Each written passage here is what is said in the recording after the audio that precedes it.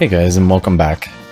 I found a couple old videos of my old game room back in the old house back at 2018, and I also did a top 10 of what my favorite video games were at the time. And things have changed a little bit, and maybe I'll do a new video on what has progressed and if my tastes have changed in games over the past couple of years. The game room has significantly developed, and it's obviously become its own room where it used to just kind of be in the corner, like a nook of the living room. So from here, I've kind of compiled some of the photos to show before, and how proud I was back then versus what has kind of evolved and become now. The prices have gone up on a lot of things recently. I don't know if I'd be collecting the same way as I was back then, but I was happy then with what I had. I'm happy now. So I think that's the biggest point and the biggest takeaway with collecting and gaming is you just gotta find what you like, and you don't always have to collect every last thing for something. It's detailed towards you. Make it your thing. Thank you very much. I hope you enjoyed. I'm also going to include the old video of my top 10 favorite games back then. So it was recorded on an old iPhone, so don't mind the quality, but I hope you guys enjoy. Thank you.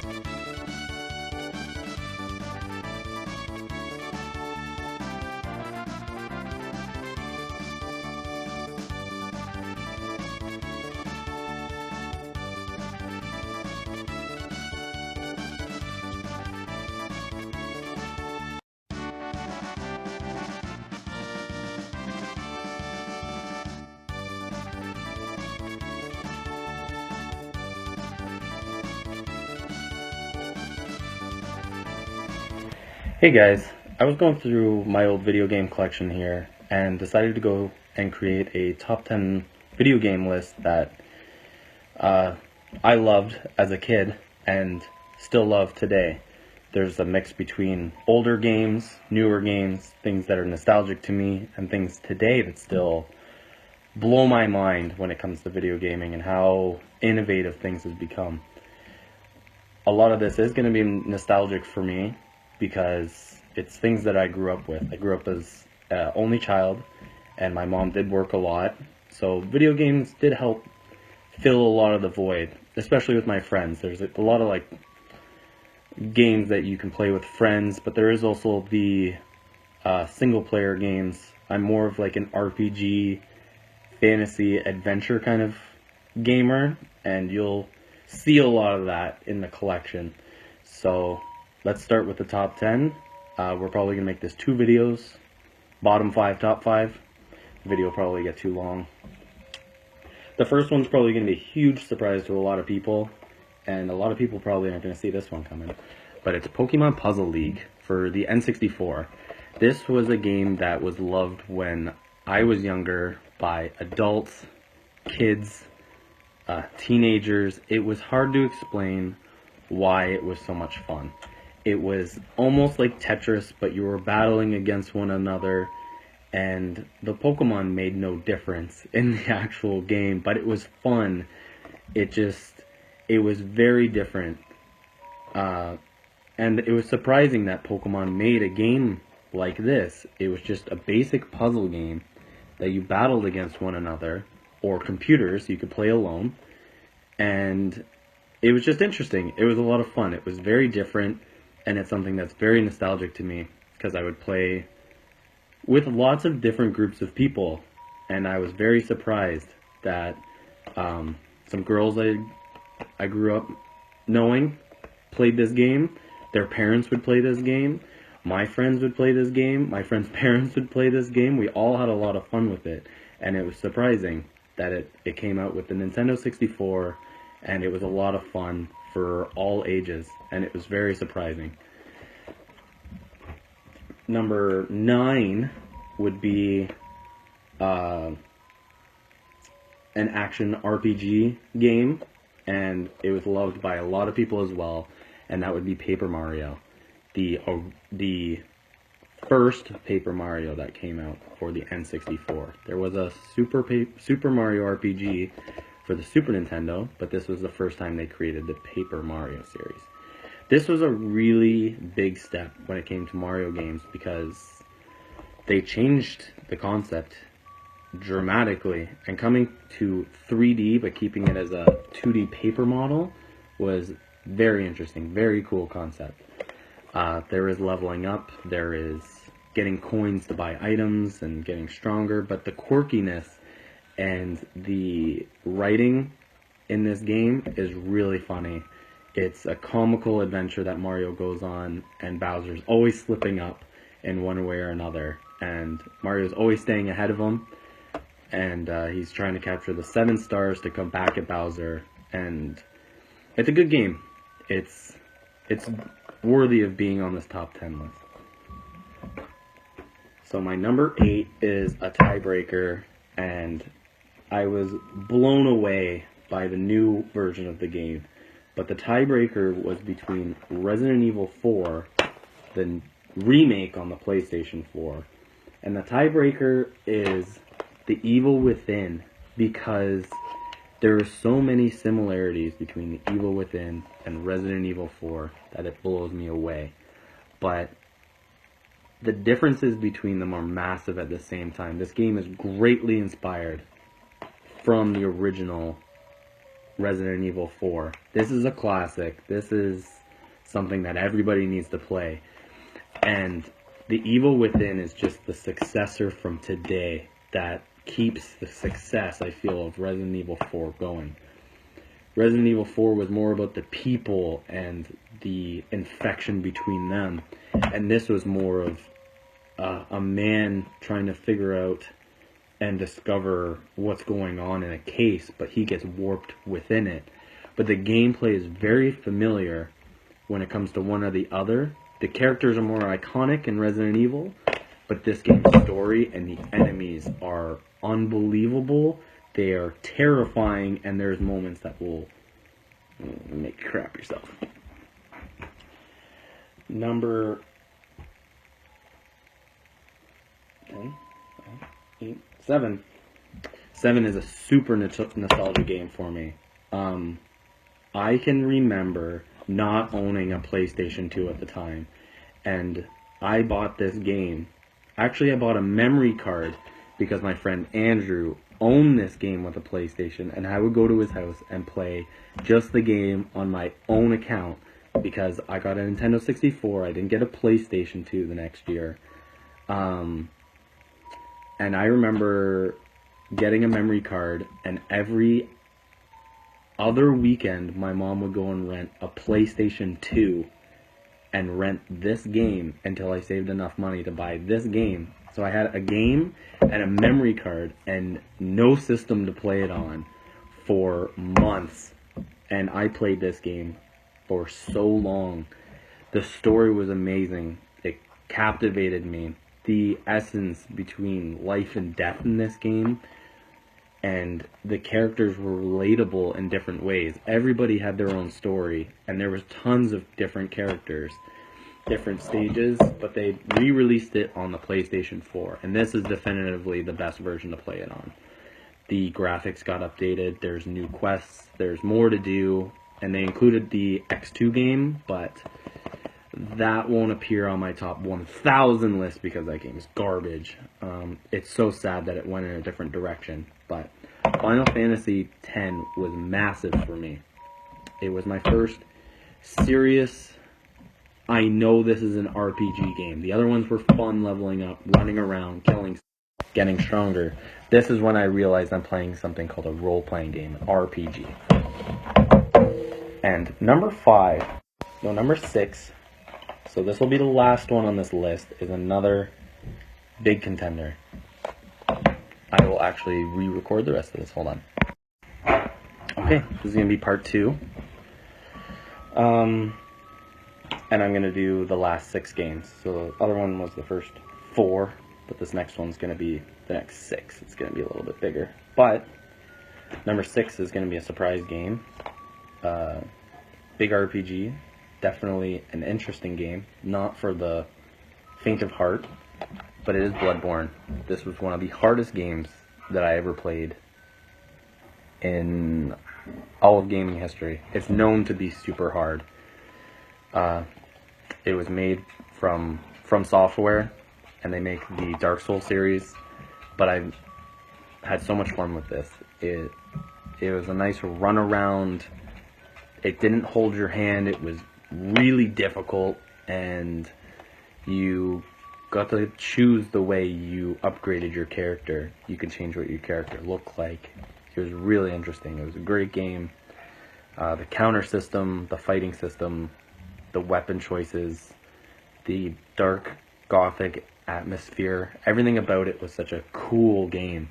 And I was blown away because it was, when I bought it, it was only a $30 game. And now used, it can go down to $10. It's a big game. There's lots to explore, many dungeons, but there's a large world and a really interesting story about the hunter and entering the hunter's dream to save yourself in reality. How you have to go within the dream to save your own life outside of the dream. And you get to make choices at the end. You get to choose different endings. It's interesting. It's a must play if you can handle how hard it is. So number 5 is another nostalgia game, but that would be a tie between Kingdom Hearts 1 and Kingdom Hearts 2. These are huge games for me when I was a kid, but obviously remastered on the PlayStation 4 is the definitive way to play it. These games are amazing. It's captivating. It touches you. It's good. It's Disney characters made in an RPG and a great story that you just never want to end, but you want to find out so much more about what's going on. How the villains are always trying to disrupt you and trying to find their own plans with the Kingdom Hearts, understanding the Keyblades, and trying to fight good, and you're just trying to fight evil. It's a very good game. Big games, long games, touching games, but they're super good. The music was amazing in it, and the level designs were even better. Next game was a game I got recently. I did not want to pay for the original edition. I ended up getting this on the PlayStation 1, and I quit. I couldn't make it through the first 10 minutes of fighting and stuff like that, because I found out the remaster on the PlayStation 1 has terrible load times. But this was Chrono Trigger for the DS, and I gotta say, for a game this old, it was brilliant and amazing. I didn't want to put it down, and that's hard to say for a new age game. Well, it wasn't even new, but it was reprinted for the DS, and I didn't want to put it down. It was a run-around, top-down RPG where you had tons of characters, and they were all quirky, funny, and different, and they all had their own background and story. But the fighting system was what caught you really into it, because everybody could do combo attacks with everybody, and how they displayed and how it went down was amazing. It was a lot of fun. The story was really good. It was almost hard to follow it sometimes because it's a time travel game. Yeah, something made back in, I don't know, 1995. Yeah, it was about time travel, and it was amazing how they connected it all together. How a meteor that killed the dinosaurs ends up being a catalyst in the earth called Lavos that ends up destroying the earth, because he's not just a meteor, he's a creature that enters earth and sucks earth's power and ends up destroying earth in the future. But you have to go back in time, forward in time, backwards in time, forward in time to change the events that happen. You can't change the fact that he lands, but you can change what soon happens later.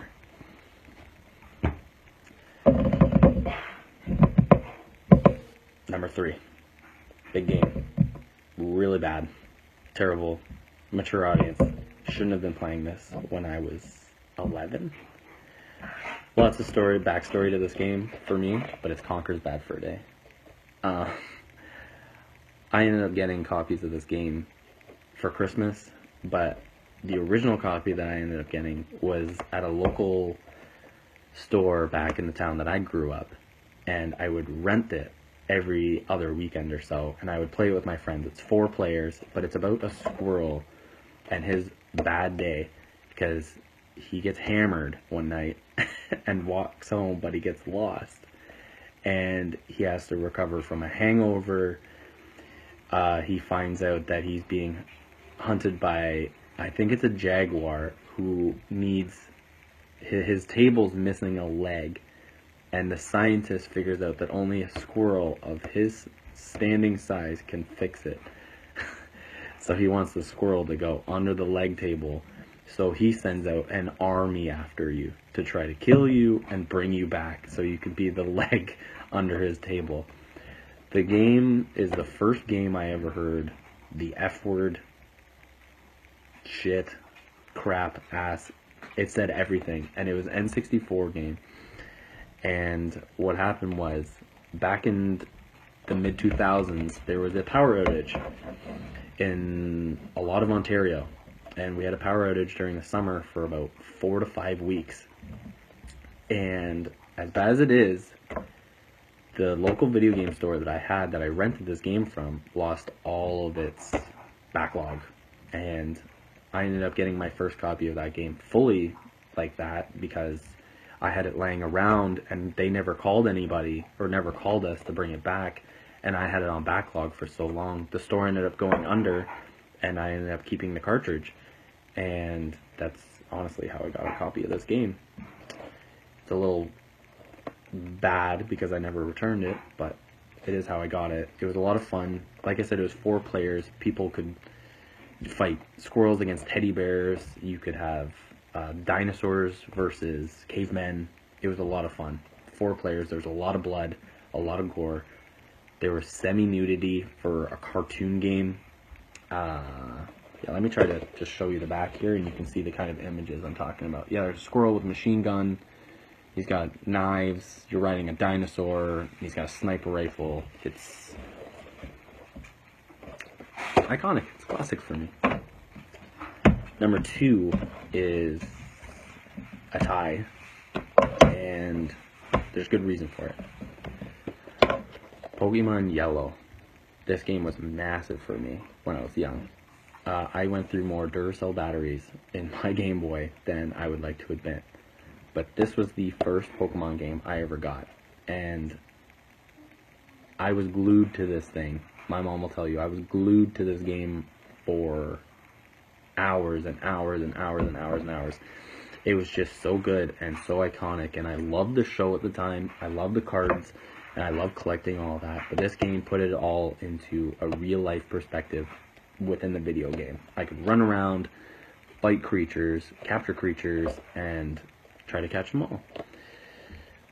What was so iconic about this game to me was I ended up catching all 151 without cheat codes, without extras or accessories. I just went around trading people, and the 151 Pokemon was Mew, and it never had a real release in the game, and there's cheats and codes and stuff like that to get it now. But back when I was younger, Toys R Us had an event, and I was just walking around when I was being babysat one day, playing my game, walking around the Upper Canada Mall, and they had a big event going on. And they said, "Hey kid, you like Pokemon?" I was like, "Yeah, I'm playing Pokemon right now." They said, "Hey, give us your cartridge if you have one spot in your party, and we will give you a free Mew." And that was the legit way of getting a Mew back then. And that's how I got it, was through the event. So this game comes very nostalgic to me, but it comes at a tie with Pokemon Soul Silver. This was and is the best way to play any Pokemon game out there. Outstanding. It's a remake of Silver for the Game Boy, which was the second series after this one. But this is definitively the best place to start with any Pokemon series. It threw everything that everybody loved about Pokemon into one game. And it had the experience bars, it had full color, it had a way for any Pokemon to follow behind you as you walked. It was a lot of fun. There was extra quests, there was extra Pokemon after you beat the game and unlocked more.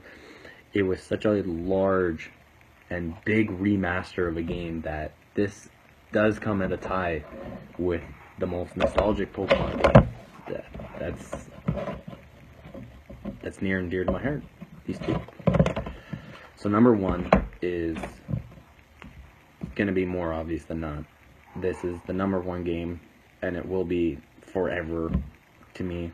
It does come at a tie with its other one, but if I had to pick one, it would be The Legend of Zelda, The Ocarina of Time. I don't care what one you play, because I have two. I've had up to three, but the one that ties it was Majora's Mask, the next one that also came out for the N64. So these games are huge for me because these were games that I played with my mom growing up. Not just the fact that the music, the level design, the characters, how he's a silent protagonist. He never answers anyone. He never says no. He never backs down from evil. He always goes out and he does the right thing. It tried to give kids, I feel like, bigger life lessons and ways to find courage when things got hard. It's such a big game to try to explain, but just remember playing it with my mom growing up. We have the guidebooks. I still have all my original guidebooks. They're really torn up and really used, but it shows how much fun we had playing them together. There's just so much I can say about the Ocarina of Time that it will always be number one. I don't think there will be a game that will ever take it over. It was Game of the Year, obviously that year. It was the biggest title that came to the N64 for me. And that was the first system that I got as a home console. I played hours and hours of it. You got to search for secrets, and it was about a boy who just grew up and he had to change the world and change the future by also revisiting the past again. It was good. It was perfect. And Majora's Mask took the same dimension and the same gameplay and same style and just made it a different game. It was just him when he was young, and he had a side quest. But me and my mom had a lot of fun with this one too. Anytime we had time off, we would play these games together, and they're just memories that I would never give up or change for anything else. So these were always in my top 10. And I think that's it. So number 10, Pokemon Puzzle. Number 9, Paper Mario. Number 8 is the tie of Resident Evil 4 and The Evil Within. Number 6 is Final Fantasy X. Number 6 is this. Chrono Trigger's 5. Kingdom Hearts is 4. Conker's Bad Fur Day is 3. Pokemon is 2. And The Legend of Zelda was 1. So, thanks for watching. My first time making a video. Something like this. So, lots of mistakes, but hey, I'm glad I did it. Thanks, guys.